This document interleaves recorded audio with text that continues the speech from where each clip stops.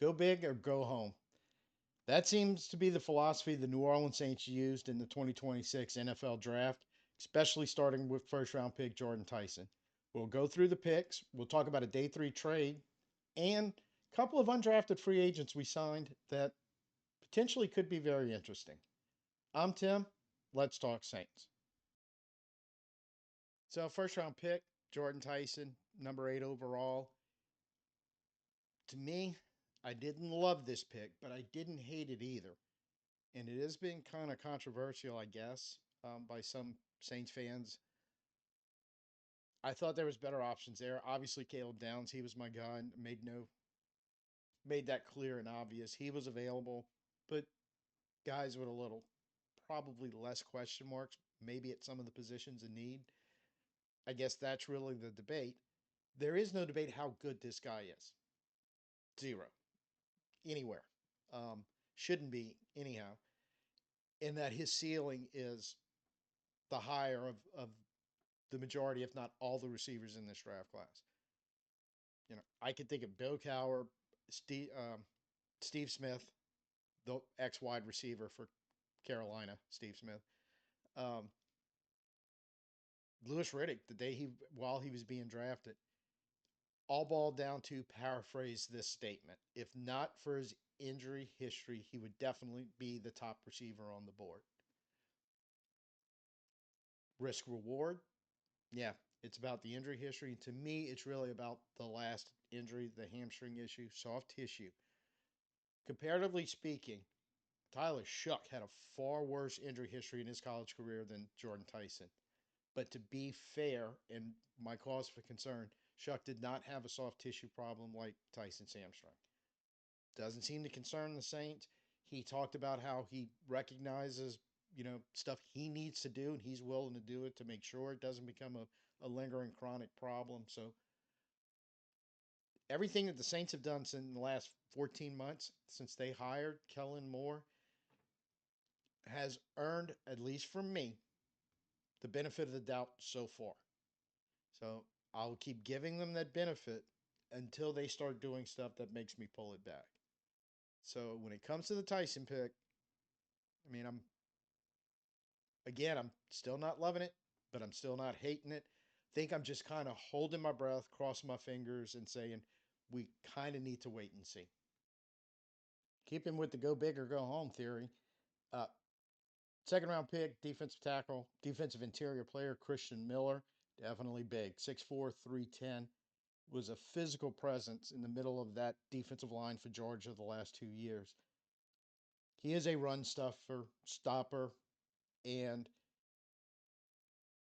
pretty much is going to be able to play anywhere or should be able to play um, anywhere in the defensive interior. Zero tech, heads up on the nose, even going out to more of a 4-3 traditional look over the guard, possibly even bouncing out to 3 tech or at least 3 eye right inside the offensive tackle, which gives you flexibility with his run stopping ability in both odd fronts and even fronts, whatever we're deciding to do. Now, he is a run stopper as a pass rusher. His last 2 years at Georgia, he was credited with 17 hurries in each of those years. Only one sack, and that was in 24. What he is a disruptor kind of in the middle. He is described as having twitch, which you don't normally hear about from an interior player. He's big and he's strong, so I don't think he's got exactly refined pass rush skills. What he's relying on is to be able to push guys around. And because he is that kind of twitchy, quicker, agile guy, can split some gaps. So if you watch his film in pass rush, he's a disruptor. He's causing problems in the middle. And while he's bringing a pressure rate, and as long as he does that and can push that and help push that interior pocket in towards the quarterback, I think we're building the pass rushers around him. Brazil would benefit from that hugely. Shepard too, or Gottschall, or whoever's playing the other 3 tech, absolutely. And then the edge rushers would really benefit from that. It's basically the same principle as he's going to do in the running game, where it's going to jam things up. He's going to cause problems. Multiple offensive linemen hopefully are having to deal with him. kind of creating that anchor that we really, really need in run defense. 120.6 yards per game is just too high. He's a guy that should be able to help. Generally speaking, he was listed as the kind of, depending on which list you're looking at, as the fourth or fifth best defensive interior lineman in this draft, and he went four behind the guys, I think, McDonald, Banks, and I'm drawing a blank on the Woods. Sorry, kind of behind them, right around the Hunter range. So I think it was a good, solid. I'll give him an A on this pick. This is something I knew the Saints needed to do. The only surprise I had is they were doing it in the second round. So really thought they felt good about their defensive line, and they just wanted to add. You've heard me talk about many of the videos. Add that day three guy, where a lot of these type run defenders fell. They just don't necessarily bring the pressure rate and the inside chaos in the pass rush that he can bring. So my outlying hope is Bo Davis will be able to kind of maybe take his pass rush to the next level. And you will start getting 3, 4, 5 sacks from that interior to go along with his hurries and his pressures. So a bit of surprise in the third round at pick number 73, we took tight end Oscar Delp from Georgia. I knew we brought him in for a top 30 visit. A lot of analysts had pegged him as one of those. Bentley and Borkircher were my two guys in this category. Good run blocker, some potential in the receiving game. Then he had the tight end run in the second round. Borkircher actually let it off with Jacksonville taking him, which completely shocked me. But you saw him start to fall, and so I don't know if the Saints loved Delp and he was in the cards for 73 all along as a third round pick, because the Saints have their own way of doing things, and that is conceivable. Or if he was their guy, they were maybe expecting a day three situation, and because of that run, it just kind of not only made him more of a priority in the third round, but kind of rearranged the whole draft board where they're looking at, I think, what ultimately happened, the wide receiver run everybody was expecting in that second into the bleeding into the third round. A lot of that actually happened later in the third and more on day three. So it's an interesting way we got here. But what we ended up getting was a tight end. He was an earlier enrollee in January of 2022 in Georgia. So he played 2022. When he first showed up as a freshman, I don't know, they had this guy named Brock Bowers who was pretty good, and a couple other tight ends behind him who were also pretty good. But even his freshman year, it's 5 catches, 61 yards, and a touchdown. But it was his next 2 years, his sophomore and junior year, where, and I think technically he may have gotten a red shirt for 2022, but I'm not 100% sure because I can't find the number of games he actually played in. But either way, his second and third year were his two big years receiving at Georgia in 2023 and 2024. 24 catches, 284 yards, 3 touchdowns, and then the following year, 21 catches, 248 yards, 4 touchdowns. So still primarily a blocker and pretty good at it. He was getting more involved in the passing game. Clocking that many yards and 7 touchdowns in 2 years, over 500 yards and 7 touchdowns, pretty decent numbers for a college tight end. And I think the reason why he was getting pushed down in this was, I think some people saw a regression in his numbers in 2025 because had 20 receptions for 261 yards, and his average yards per catch actually went up, but 1 touchdown. But when I looked at his number of passing stats over his 4 years, they went from 69 to 272 to 279 to 322. So those 3 years where he got more playing time, snaps went up significantly. His receiving snaps all stayed around 200. But in 23 and 24, you add together the pass blocking he did on passing snaps when they threw the ball, doesn't even come up to 100 snaps, yet he had 107 pass blocking snaps last year. I think that kind of factored into maybe his regression in the passing game was a simple fact. In order to throw the ball, they had to keep him in to help block. So overall, surprise Is it a third round grade? But as this draft wore on and the craziness that kind of where guys were falling, I don't even know if any of that stuff matters anymore.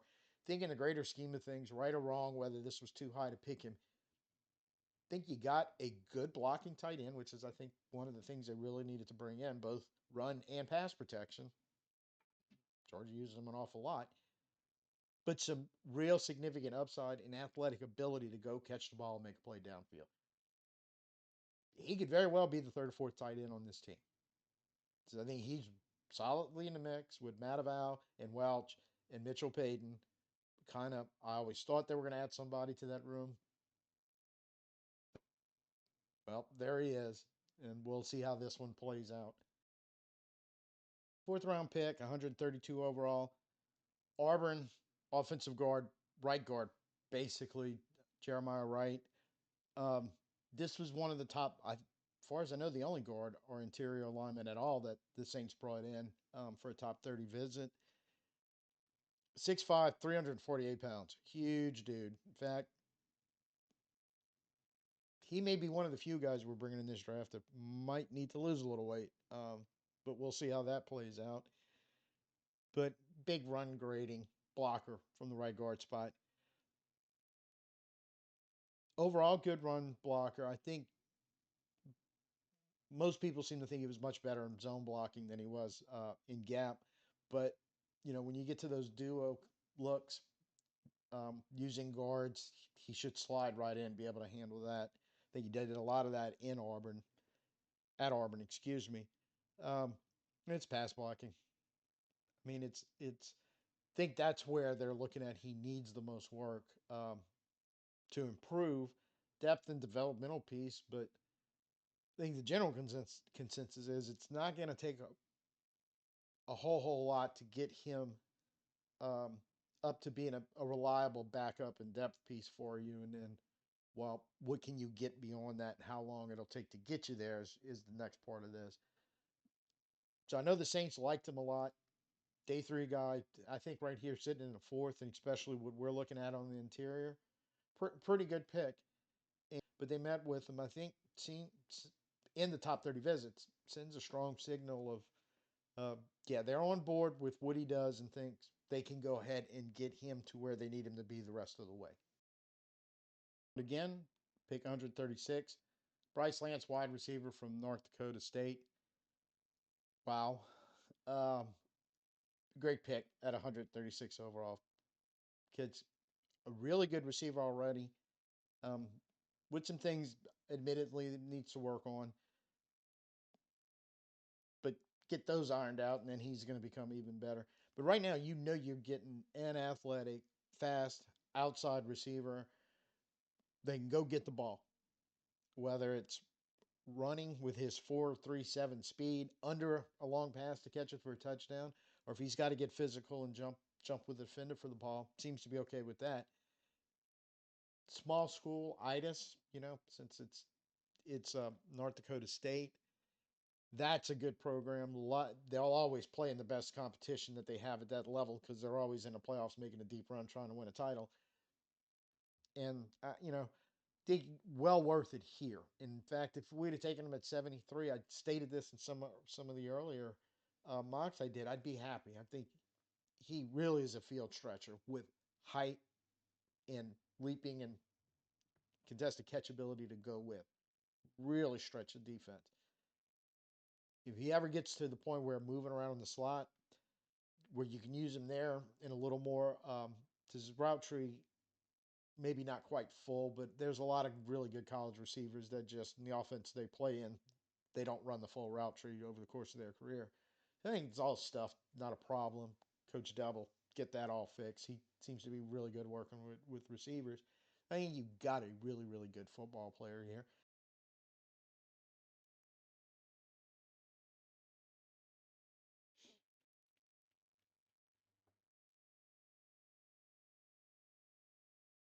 Now, 150, we make the trade. We pick up a seventh round pick, 219 overall, and we get former first round pick from the Raiders, Tyree Wilson. Interesting. This is one I like. Still talking about wanting that edge rusher. So far in the draft, we hadn't touched one. And if there was nobody there that they really liked or thought would be any better than making this trade, so be it. What you have here is part of the vaunted 2023 edge class that was drafted in the first round. I have to go through this list. Will Anderson, pretty good. Anchored it. He was taken third overall. He Wilson was the next highest one, seventh overall. After Wilson, you had Lucas Van Ness, Will McDonald, Miles Murphy, Nolan Smith, and Felix Aduke Uzma. Overvalued, to say the least, after Will Anderson. Decent football players in there. A lot of them have had good so far, maybe, or above average as NFL edge rushers, some not so much. Nobody, I think, outside of Will Anderson, you can make an argue for was worth the pick where they were taken. And I will say this about Wilson: there's been, since they drafted him in 2023, there's been a wee bit of chaos going on in the Raiders world. Probably is going to get straightened out now with the new coaching staff in there, but I could see where they're making some changes. Probably a good move for him to find another place to play. And Mickey Loomis, when in his talk yesterday with the media after the draft, was this kind of sounds like Brandon Staley feels like it's a good scheme fit. And I'm thinking if you bring in the guy that more than likely his size and profile would probably be Granderson like, um, comes in 5, 6, 7 sacks. If we could get him up to that, he kind of turned it on late last year and grabbed a few sacks down the stretch. But he averages 4 seasons since he's been in the NFL. Mickey Loomis also said that Saints aren't picking up his option. He's expected to be a free agent after this year. So a bit of on a basically a prove it deal. You might be able to get a little extra spark or a little extra play out of him, whatever the situation was that wasn't going right for him with the Raiders.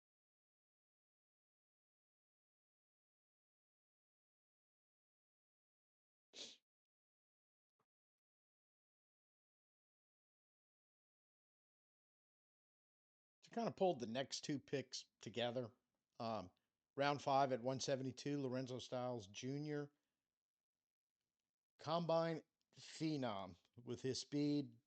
Just his overall numbers were insanely good at the NFL Combine. And then Barrion Brown in round 6, pick 190. You think you kind of got the opposite sides of the coins here with these two players. Starting with Styles, it's a defensive back at Ohio State for 3 years, but prior to that at Notre Dame, he was a wide receiver, made the switch when he came over. Um, Kind of used all over the place. I think he was very raw, but because of all that insane speed and ability to move around and get to the ball, and they kind of flashed him around in that secondary, use him at multiple spots, try to take advantage of that. In his career, 37 total tackles, but 6 pass breakups, and as far as I can tell, it really wasn't a starter role, but he did move around and was a useful depth piece that they could get significant snaps from. But he was a core special teams player in his college career. 121 punts covered, 111 kicks covered, total of 9 special teams tackles. Kick returns, he did have 5 in his career for 197 yards, 1 touchdown, sparkling 39.4 average right there. 1 punt return for 36 yards. Barrion Brown, from the offensive side, was a 4-year receiver, 3 at Kentucky, 1 at LSU, 2,000 receiving yards in his career with 12 touchdowns. Um, in his return, as a kick returner in his 4 years, 65 returns, 1,938 yards, 6 touchdowns, 29.8, almost a 30-yard average. Um, 10 punt returns in his career for 91 yards, 9.1 yards. So think what you got there is a couple of players who are going to be in line for the kick, possibly even the punt return job, but also with some ability to play on the field. And I think that was kind of the thing. Remember back to JT Gray, that was the reason why we cut him. It's because they were like, well, we don't really have a spot on the field for him. Want them to be able to play a position as well as do special teams work. And our special teams weren't very good last year. So I think a little bit down here in day three, getting to this point, these two tell me that was kind of a focus. Can use them on special teams. They played significant snaps. It may not be the best defensive back and the best wide receiver that you're going to pick as a pure position player. But in case of emergency, if they're on the game day roster to return punts and kicks and cover punts and kicks, but in case of emergency, you start having some guys go down or whatever happens, we can plug and play these guys in there and get something out of them. So I think that's kind of what they're thinking. And if that's your philosophy, I think you picked up two pretty good ones right here, one on either side of the ball. And I think a lot depends on not only their return work, but they're going to have to show something. Styles' case in the defensive back room, Barrion Brown's case, the wide receiver room. And finally, seventh round pick at 219, TJ Hall, 6 foot, 190-pound cornerback from Iowa, about ready to turn 22, so yet younger player. I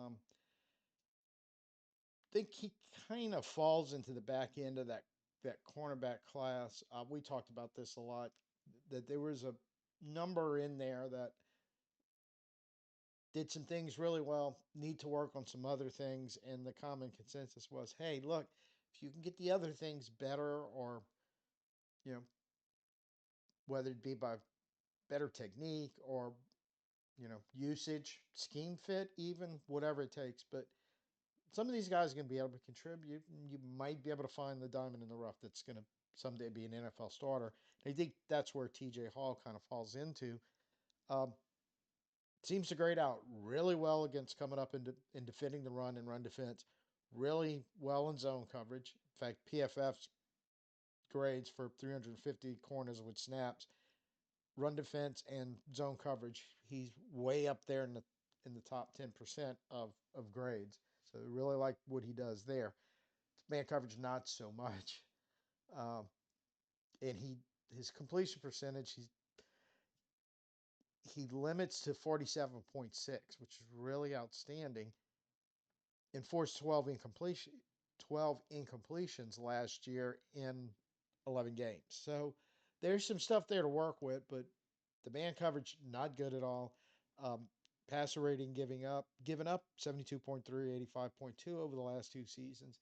So a lot of little mixed bag stuff going on in there. So um, I think he's worth a look. I think they had to keep adding into that cornerback room, and that's the room that still worries me. I don't know if you drafted Styles, you drafted Hall, and you're probably going to bring some in once the UDFA list is finalized. But you know, out of our top two, what are we really looking at?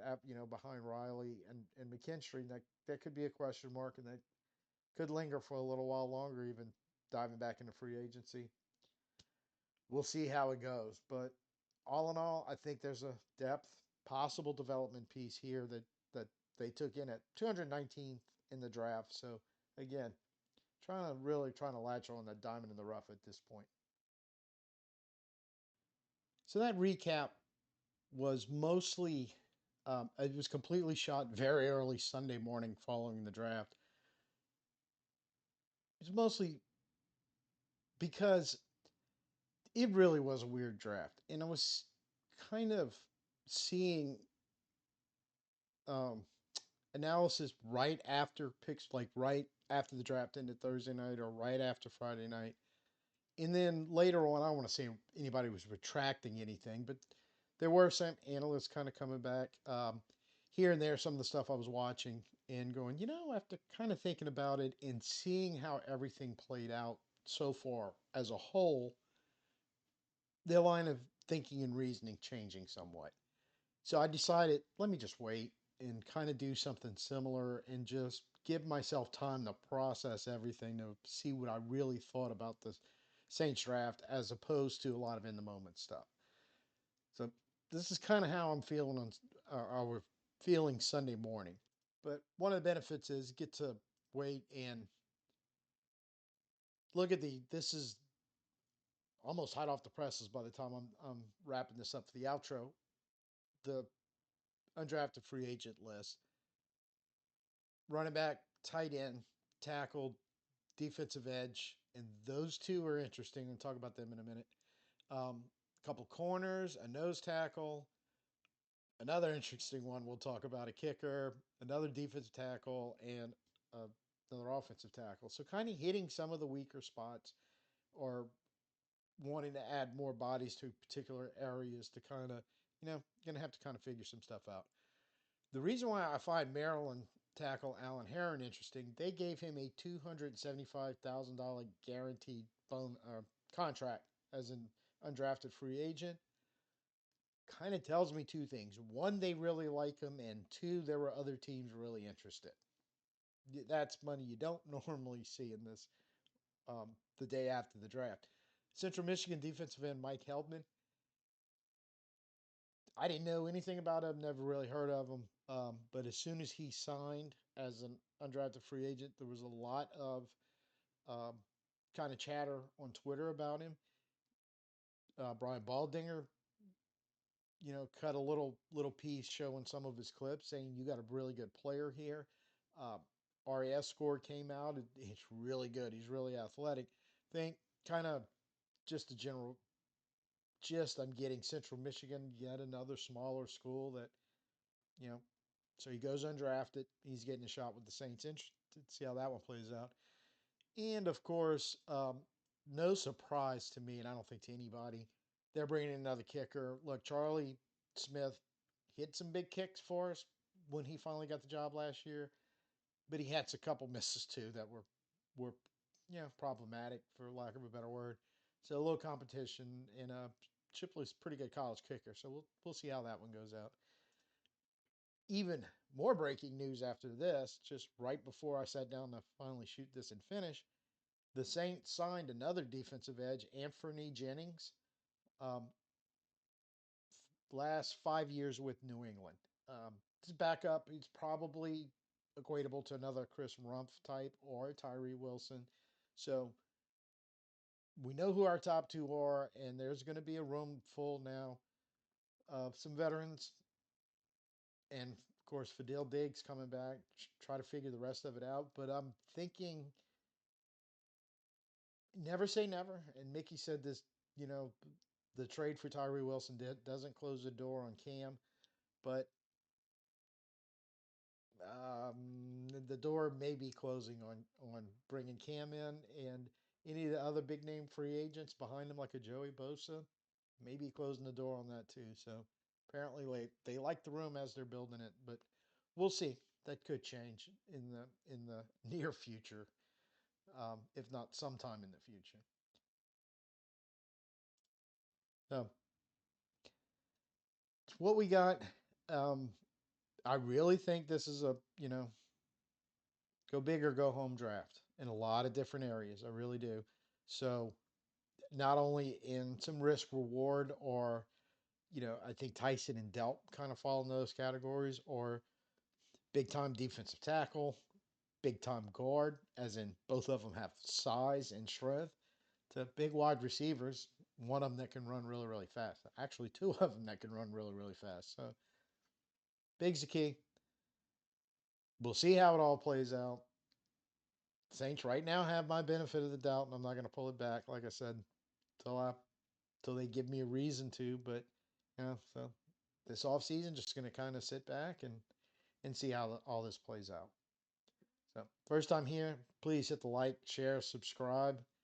Go ahead, drop it in the comments. Tell me what you think overall. Everybody give me opinions of the Saints draft, and just you know, it just the whole draft since I think basically since the Texans took Kalen Ratledge way higher than anybody was expected. It seemed like the draft went out of orbit at that point, and everything was wobbly and shaky, and just was getting surprised by a lot of stuff. But it just got to the point where nothing surprised me when it probably would have had it been a more normal draft. So and I think that actually did have some effect, not only on the Saints, but on everybody picking as the draft proceeded. So tell me what you think about it.